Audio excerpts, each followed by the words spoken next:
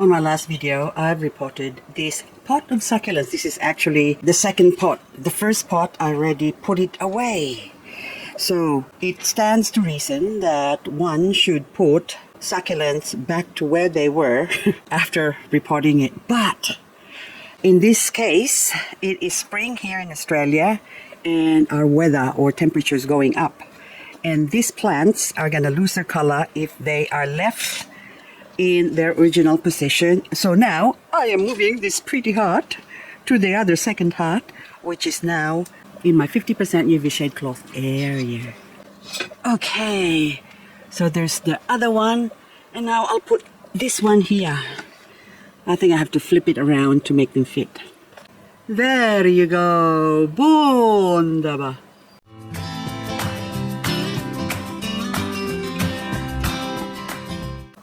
The last few days I have been very busy cleaning up and reorganizing my areas where my succulents are growing.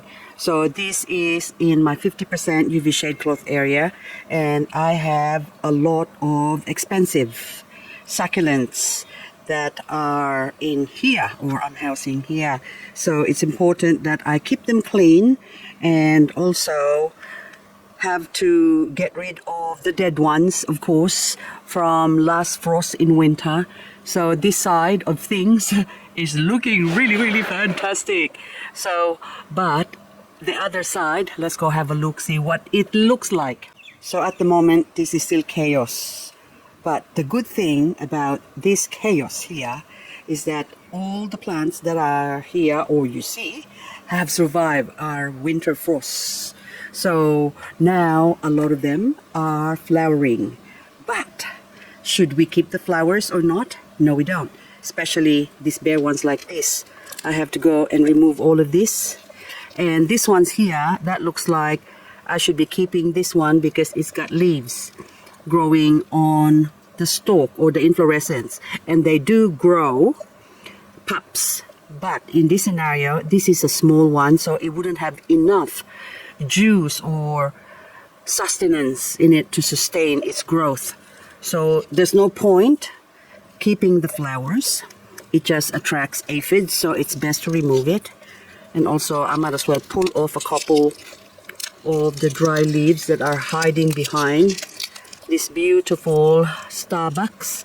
You can see down in the bottom there, there's actually a baby. When there's a baby growing like that, one has to be careful in removing the leaves. You can't be willy-nilly and just pull it off. So, there's also a few babies growing. So that's a good reason to remove the flowers, so that to give all the full strength into the pups that are showing, or for the babies that's about to come out. This one here is the same case. This is Echeveria farpilla, and look at the beautiful flowers. Isn't it gorgeous? It is a pity to just throw away the flowers, so I'm gonna put it in a vase or a vase, and that way I can have some little flower arrangement inside. Keep that. I'll come back to you, the small ones. We chuck this off. And I like to leave a little bit of stem to let it dry up. You can have it even shorter. I just need it to have enough space, so when it dries up I can just tug it and it will just come off easily. And also this one needs cleaning as well. So this is farpilla, and you can see in the bottom there, those black leaves need to be cleaned up. But on the other side, oh my goodness, look at the babies. Hello, beautiful babies. Mommy's looking forward to meeting you. Another Echeveria here that's flowering. I'm not too sure whether this is pan rose, or I think this is pan rose. So this is the same plant as this one here. So they have the same flower, so you can see, but this one is small. So we remove this one first because I can already see aphids already starting to congregate in there. So we have to remove those ones. But this one I'm gonna add to my flower arrangement or my vase. There you go. Just make sure that there's no aphids, none. So I'll put it in here. Got it in my hand, so anyway. Now, this one here, this is, what is your name? I can't see. Purple potato. So it's not purple anymore. So this one as well has got some aphids on the stalk. So we take that off, remove it. There you go. that also needs to be cleaned underneath. So as the same with this other one here. Now this one here, what is your name? Agarwood. So Agarwood, you are coming with me because, there you go. Okay, I now have a beautiful set of flower stalks that I can put in a vase. There you go, all done. There is beauty in simplicity. Look at that, that's gorgeous. This is Pachyphyton Peach Frost. This looks so much like Graptoveria Purple Delight. So I think they are one and the same plant, the same hardiness. It's just different version of the same hybrid. So it's the same like when you have a family. So say for example, I don't know how many siblings you've got, but I've got 7 and all of us look different. We came from the same mother, the same father, but then all of us came out looking different from one another. So I believe it is the same case with this Peach Frost and also Graptoveria Purple Delight. Speaking of same but different, so this is my Echeveria laulensis. From these laulensis, I have cross-pollinated the flower once upon a time and grew a lot of babies from seeds. So the mother plant is now flowering again. So I think I'll leave the flowers for a while and see if I could grow them from leaves basically of the inflorescence of these laulensis. And this is my seed-grown Echeveria lagosa, which is a hybrid of laulensis that I've shown you earlier, and Echeveria Zaragoza. I think I also crossed some of them with Romeo at the time. So now they are all looking different. The one in the center here that's got lots of babies that also need cleaning up is sort of a longer, more pinkier, less darkness on the edge of the leaves compared to say this one here. So this one has got darker edges and also the size of the leaves is almost the same as that other one there, but the tip is more defined. So this is less pointier and that one is more pointier. And then this one here in the bottom is chubbier, also prolific baby papa. You can see from one plant it's got 1, 2, 3, 4 babies on the side, and it's also about to put out some flower stalk. You can see on the side there, and also this one on the side here sort of looks similar to that one. So I think these two sort of maybe can be, say, with twins but the rest of them are very, very, very different. But anyway, there's dry leaves here. I can't help myself. I just have to pull this out. But again, I have to be careful because just in case there's pups growing, hiding in there that's still small, I can easily dislodge it. So I gotta be really, really not be an OCD. Hang on, this is also weed here. Okay, oxalis. Okay, I can leave it. I've got a few, that's enough for the day. I'll do the rest tomorrow. So the rest of this one that I removed earlier, I have to take that off as well because I don't want them to grow flowers or continue growing, and then that way this mother plant can put out some babies. Unlike this dark rose here, Echeveria dark rose, it's got a lot of sort of thicker leaves on the stem. So I think this one I am going to leave it, but I have to keep watch to make sure that they don't get attacked by aphids. And also next door to it, this purple Blood Maria, same thing. So the leaves are quite small, but I'll give it a chance since there's no aphids that I can see at the moment, so I will leave it. And of course at the back here, that is Graptoveria Purple Delight. So this Purple Delight looks very similar to the Peach Frost, isn't it? So the Peach Frost has got more darker tones, more defined, but nevertheless they sort of look similar, very, very similar, and so therefore I believe they are one and the same plant. I still have a lot of pots here that I have to remove and clean up. You can see that I have a long, long way to go. I can only do so much in a day, so there's not enough time. Plus, I have other things to attend to, like look at my babies and admire them and pull some weeds. Oh, I love pulling weeds. I don't know if, okay, so that one here, I need to get my little puller forceps to remove them. What are you? Oh, Black Queen. Cluster. Again, this one here, oh, that's sort of dead. Ah, look at this one. See, you think that's alive, but that is dead. But the top part can still be saved. So what you're gonna do is remove that. So if you look at the back, there's roots growing on the tip of this plant. So there's still hope. Even this one, I think, yep, it's the same thing. So that's been hit by the frost, but the plant is still trying to survive. So I think I'll take this out and put it on my table here so we can have a closer look. As you can see, I have been very, very busy cleaning up, and I also got this, I think this is coconut ice that died, or pet, I'm not sure anymore, the label's gone. Anyway, this one here, we take this off, and also that one, I'm just, yep, see, same thing. And there's a little prolifica growing on the edge there. I don't have the heart to remove it, because prolifica, as the name suggests, is a prolific grower. So which means if there's one plant that you probably should have is prolifica, because such a prolific grower. Okay, I'll take it out. There you go. Oh, they are still so pretty. Hang on, I'll show you my other prolifica. So this pot here has a lot of different succulents. So you got andromiscus, I think that's also andromiscus, different types. I think I did the same one, but doesn't matter. And crassula. What else have you got hiding? But mostly Echeveria prolifica. So you can see that it's nice and pink. Oh, that one is comic storm. So that's a sedum or sedivaria. Anyway, so I just kept throwing everything here. If there's a leaf somewhere, I just chuck it in there and they grow. So you can see those little babies in there.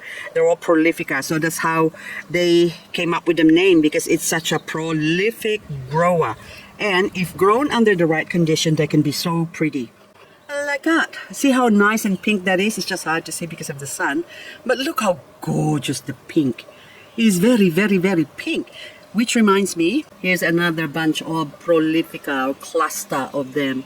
So I need to clean them up, and I could just wet and then chuck it away somewhere, or throw it somewhere, and it will grow. I can't help but be drawn to this area. Everything just looks so gorgeous. Look at that. It is absolutely beautiful. This is around 10 o'clock. And of course I got my shadow, and this one we have to remove. And of course this ebony here. Are you ebony? Bloody Romeo. Oh, hello Romeo. Yes. Okay, I don't want to save the leaves. I want it to grow. And then this one as well. I want you to grow. Echeveria, what are you? Something crystal, I bet. Oh, Romeo Cross Elegance. Ooh, another pretty one. So this one we take the stalk off, and look at that.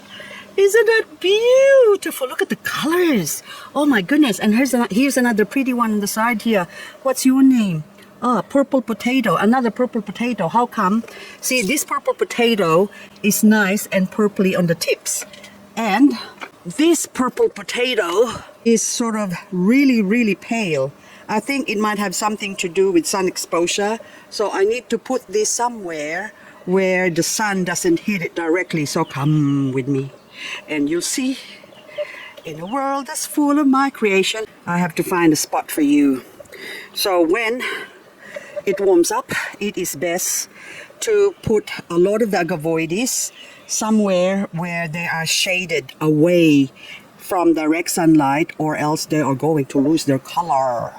So where am I going to put you? I'll swap you with that Melgan. Hey Melgan. Oh, also this one. Oh, Nova Crested. Okay, I recently bought a plant only for like $4. It was very cheap, and because of a crested part somewhere here, and I think that is still, yep, that's still there. I don't know if you could see that, but that's crested. So I don't know the identity of this one because it's kind of look thicker than a Nova. So this Nova is nice and brown, and then that one is sort of pointy. So if you can see from the leaves, it's sort of different. Really hard to see because of the sun, but anyway, so that's why I bought it. But I haven't got a name for that one yet because they can look so similar to each other and yet they are different, or maybe the same plant but looking differently. But I'm just taking the Melgan and I'm gonna put it next to my purple heart pots that containing some hybrids. And oh look, That goes to show that that little mossy thing growing there is still wet. The soil is, that is. But anyway, this one now, my purple potato, I will clean you later on. But you can go here. Okay, oh hang on. I'm just rearranging things here. So we'll go, if I put this one here, that's better. And I can remove, again, I have to do that later on, just in case there's a bubba growing on the side. We don't want to kill the bubba. Now this one now, I'm going to put something else in here taller. Now that I found a spot for my crested Nova over here, that looks very similar to Darius. And also there's another one. I can't remember where it is now, where I put it. But anyway, it's looking happy on that spot there, but I think I might need to remove the rock so I don't hit. I drop it. Okay, this one now I'll have to find a shorter thingamajig. Let me see. So there's a lot of rearranging and moving one pot to another spot, and oh, there you go, that's better. There you go.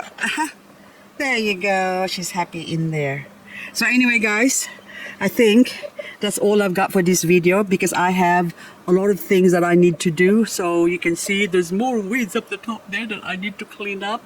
My poor babies, they're getting slowly cleaned up. And also this one, what's your name? Okay, fire pillar as well. I don't need your pillarus flower stalk. I think I should add this to my arrangement inside now. Don't worry about it. So, and also this one, what is your name? You are, hang on, crepe myrtle. Oh, I love crepe myrtle. Anyway, the flower is so gorgeous. Hang on. I will definitely take this off and put this inside. So anyway guys, that's all I've got for this video. This one is, I think, a mestro. A mestro here, we chuck it away, and there's some white stuff growing in there. There might be a promise of some leaves on the stalk, but I'm not holding my breath. I am taking you off as well. So let's go. I also need to water a lot of my plants, and also this one, I've already hit that one because that's a powdery mildew fungus. So I've already sprayed it with my methyl solution that sort of keeps them at bay. Anyway guys, I'm just gonna enjoy my pretty succulents because it is going to be hot today, and it's gonna, well, actually they say 27 or 29, but anyway, the wind's coming up as well, and I can't really work when the wind is up. But hello Romeo, speaking of Romeo, I was gonna talk to you about the Romeo. So this is my strongest Romeo and the oldest as well. You are a beautiful man. You are Romeo, but I've got another Romeo up here that produced a baby, and many moons ago I chopped off a couple of my Romeo plants, and I have given it away to a lot of my friends. And so the last one from that head chop that produced a baby is this one. So this is the last of my Romeo babies. Anyway guys, that's all I've got. Really, this time I have to really go. But look at this. Oh, they're so beautiful. Everything is slowly coming back from the devastation of the frost we had this winter. And look at this one. That's like, looks like someone poured or splashed some paint on this one. What is your name? Ice Sugar Variegated. Gorgeous plant.